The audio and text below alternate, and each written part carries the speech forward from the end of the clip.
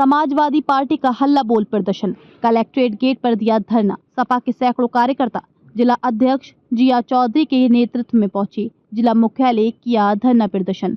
सपा के राज्यसभा सांसद रामजी लाल सुमन पर हुए हमले पर आरोपियों की गिरफ्तारी की मांग। बीजेपी पर बोला जोरदार जुबानी हमला। बीजेपी पार्टी पर लगाया रामजी लाल सुमन पर हमला करने का आरोप। उत्तर प्रदेश की कानून व्यवस्था पर उठाए सवाल। हमले के आरोपियों पर कार्रवाई न होने पर जेल भरो आंदोलन की चेतावनी। मुजफ्फरनगर जिला मुख्यालय पर सपा कार्यकर्ताओं का प्रदर्शन। आदरणीय राष्ट्रीय अध्यक्ष अखिलेश यादव जी के निर्देश पर आज पूरे उत्तर प्रदेश में समाजवादी पार्टी जिला मुख्यालयों पर धरना प्रदर्शन कर रही है। हमारे दलित सांसद रामजी लाल सुमन जी पे जिस तरीके के हमले हो रहे हैं और सरकार के द्वारा कोई जो उनको सुरक्षा नहीं दी जा रही है और हमलावरों के खिलाफ कोई कार्रवाई नहीं की जा रही है, प्रदेश में जिस तरीके की कानून व्यवस्था चरमरा गई है, उसी को लेकर आज ये धरना प्रदर्शन समाजवादी पार्टी का उसी के विरोध में। धरने के बाद जो है हम महामहिम राष्ट्रपति महोदया के नाम जिलाधिकारी महोदय के माध्यम से एक ज्ञापन प्रेषित करेंगे। अखिलेश जी के साथ में फोटो अम्बेडकर जी के साथ में वायरल किया जा रहा है। नहीं, उस पर राष्ट्रीय अध्यक्ष जी ने और जिसने वो जारी किया था पार्टी के कार्यकर्ता ने, उसने माफी भी मांग ली है।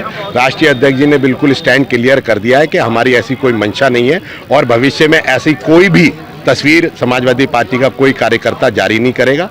आदरणीय डॉक्टर भीमराव अंबेडकर जी हमारे महापुरुष हैं और हमें जो भी सब कुछ मिला है देश के अंदर लोकतंत्र में, उन्हीं के द्वारा मिला है। देखिए, भारतीय जनता पार्टी लगातार अम्बेडकर वादियों पर, जो लोग संविधान की रक्षा की लड़ाई लड़ते हैं, उस पर येन केन पर केन तरह तरह के बहाने बना करके उन पर हमले करते रहते हैं। विशेषकर दलित वर्ग को जिस प्रकार भारतीय जनता पार्टी अपना निशाना बना रही है, उसका हम विरोध करते हैं। हम मानते हैं कि लोकतंत्र में हिंसा का कोई स्थान नहीं है और ये हिंसक कार्रवाई हो रही है, ये हमारा मानना है कि केवल और केवल सरकार के और भारतीय जनता पार्टी के इशारे पर हो रही है। हम इसकी निंदा करते हैं, निंदा करने के लिए।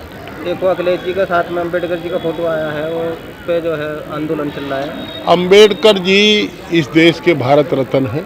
उन्होंने, अम्बेडकर जी ने देश के संविधान की रचना की है और आज की तारीख में उस संविधान की रक्षा करने का काम आदरणीय अखिलेश यादव जी कर रहे हैं, तो इसमें क्या हर्ज है? तो ये आंदोलन कब तक चलने की संभावना है? आंदोलन हम तो ज्ञापन देने आए हैं।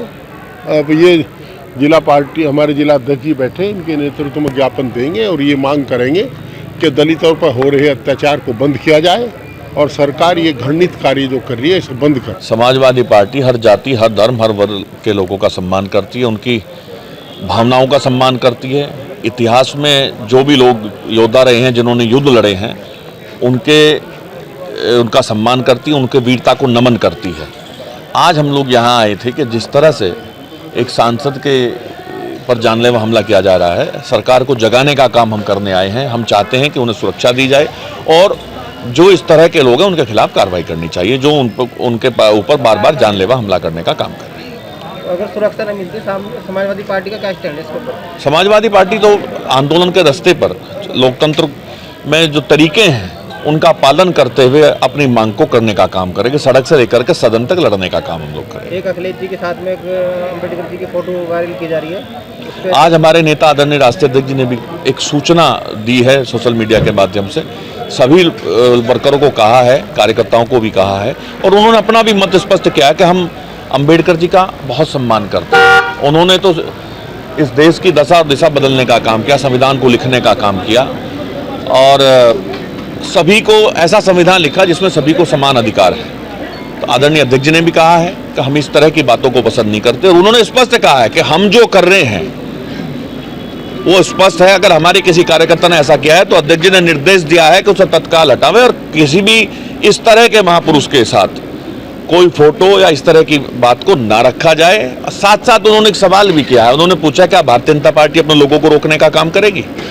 ये भी उन्होंने पूछा। मैं आपके माध्यम से पूछना चाहता हूं, भाजपा के लोगों से पूछ करके बता दीजिएगा कि जब लोकतंत्र की हत्या की जाती है, क्या इस तरह से भाजपा अपने कार्यकर्ताओं को रोकने का काम करेगी? ऐसे संगठनों के खिलाफ कार्रवाई करने का काम करेगी जो लोकतंत्र की हत्या करना चाहते हैं? एक घटना हो रही है जो पहलगांव में घटना है, उसे लेकर एक मुस्लिमों को विरोध किया जा रहा है। शामली में भी घटना हुई है, आगरा में भी हुई है, जगह जगह मामले हो रहे हैं। इसके बारे में क्या होगा? जो इस तरह की बात करते हैं उनको पूछना चाहिए। जिस तरह से वहाँ लोगों की हत्याएं हुई वो तो निंदनीय है ही है, उसे तो हम झुटला नहीं सकते, वो तो गलत हुआ, उसकी जांच होनी चाहिए और बहुत गलत हुआ। पर वहाँ मरने वाले हिंदुस्तान के नागरिक थे, हिंदू और मुसलमान की बात नहीं थी। आप देखो ना क्या हुआ वहाँ, एक मुस्लिम समाज का व्यक्ति जो वहाँ क्या नाम था उसका, जुनैद था उसका नाम, मुस्लिम जो सैयद हुसैन नाम का व्यक्ति जो घोड़ा चला करके अपने परिवार के का पेट पालने का काम करता था, जान बचाने का प्रयास करते हुए उसकी हत्या हुई। मेरा तो यही कहना है, ये आतंकवादी हमला था या जो भी था, इसकी स्पष्ट जांच हो। हिंदुस्तान का एक एक नागरिक इस मामले में सरकार के साथ खड़ा है, इस पर कोई राजनीति नहीं होनी चाहिए और पता लगना चाहिए कि हमला क्यों हुआ, किसकी चूक थी, क्या हुआ, और पाकिस्तान को मुंह तोड़ जवाब इसका देना चाहिए। इसे लेके यहाँ पे टारगेटेड किलिंग की जा रही है। मैंने बताया ना, इस तरह की जो लोग समाज में बांटना चाहते हैं, देखिए मुद्दा वहां का है ना, बड़ा मुद्दा है, देश का मुद्दा है, देश के सम्मान का मुद्दा है।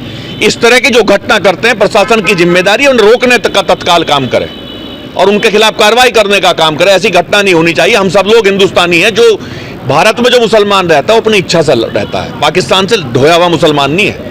जिन्हें जाना था वो पाकिस्तान चले गए, जो यहाँ रहे हैं उन्होंने आज़ादी की लड़ाई में भी अपना बलिदान देने का काम किया।